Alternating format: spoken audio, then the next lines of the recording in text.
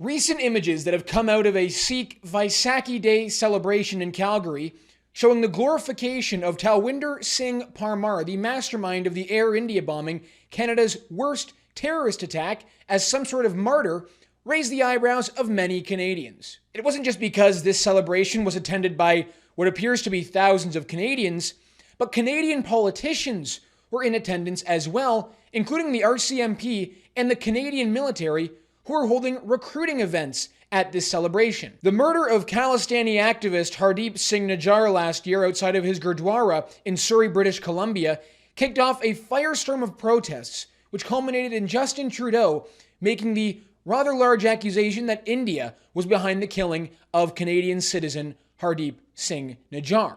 Since that accusation, tensions between Canada and India have reached their lowest point. The nucleus for this major international scandal, playing out really in Canadian streets, is the global Khalistan movement. And our next guest is what many would consider to be a subject matter expert on Khalistan. Well, joining us now is a man who will be quite familiar to Canadians who have spent time watching the CBC.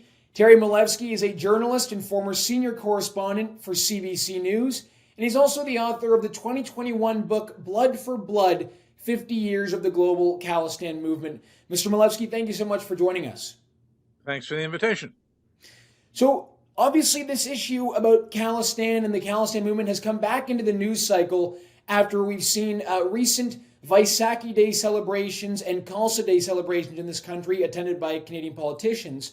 But before we get too deep into the issue, why don't we just begin with having you as a subject matter expert on this explain to us what Khalistan is, because from my perspective, this is a group that is a movement that advocates for a breakaway Sikh state in Punjab. Do I have that right?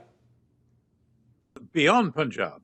Right. Yeah, that is in principle right, but the details are important. They are claiming, according to their latest map, they change according to the whims of those drawing the maps.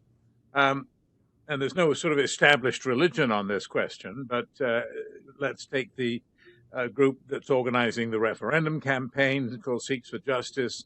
They've published a very extensive and ambitious map, which includes not just Punjab, but parts of Haryana, just about all of Himachal Pradesh, Rajasthan, a couple of other states to boot, and with a capital at Shimla, which is in the state of Himachal Pradesh. So they want more than just Punjab, but they don't want all of Punjab, by which I mean historical Punjab, to include the majority of its territory, which since partition has been in Pakistan. That's Punjab too, historically, and very important to Sikhs as well, to their traditions and to their religion. For example, the city of Lahore was absolutely central to Sikh history and culture, and was the seat of Ranjit Singh's Sikh empire back in the day, a couple of hundred years ago, to which they often hearken back saying, well, we've had our own independent state before, why can't we do it again?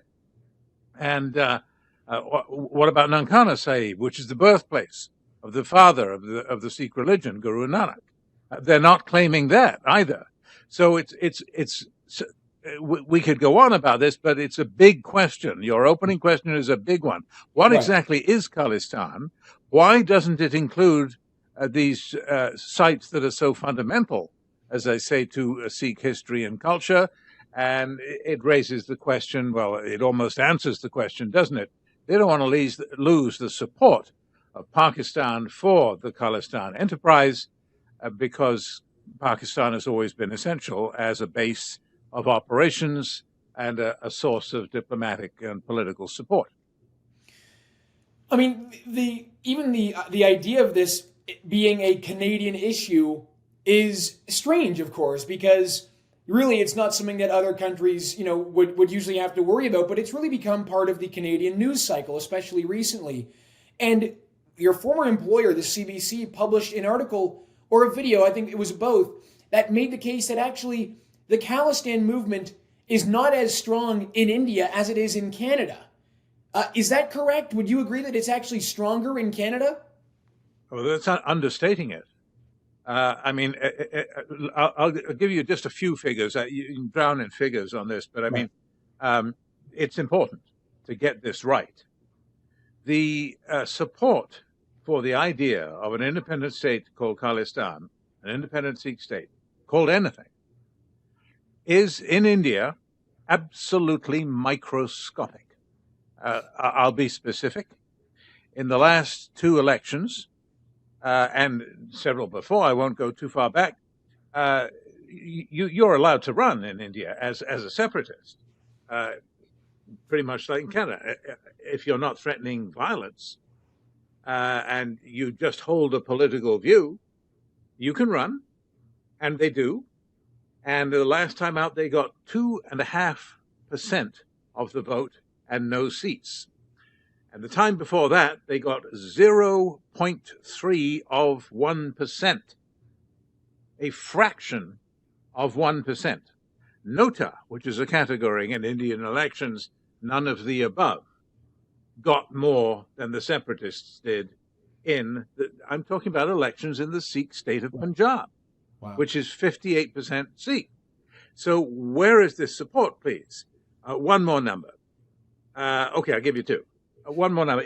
A couple of academics in Alberta did a survey, I guess about a year ago, found 79% of the Sikhs they interviewed thought that the idea of an independent Khalistan was a waste of time. And the Pew Research, a very reputable, I think, international research company that doesn't just go around with a clipboard and say pro or con, they interview people in depth. They interviewed in 2019 and 2020 about 30,000 Indians. Now that's a sample size. And a subset of that, they interviewed the Sikhs of Punjab, where most Sikhs still live to this day. And they found that 95%, I repeat, 95% of the Sikhs in Punjab said that they were very proud to be Indian. That's a quote. And furthermore, a majority of them also said that if you disrespected India, the nation of India, then you weren't a real Sikh. You couldn't be a real Sikh and disrespect India. So, enough numbers.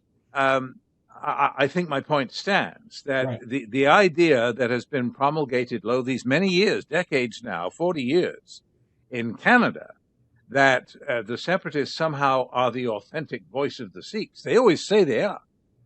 And too many politicians fall for it.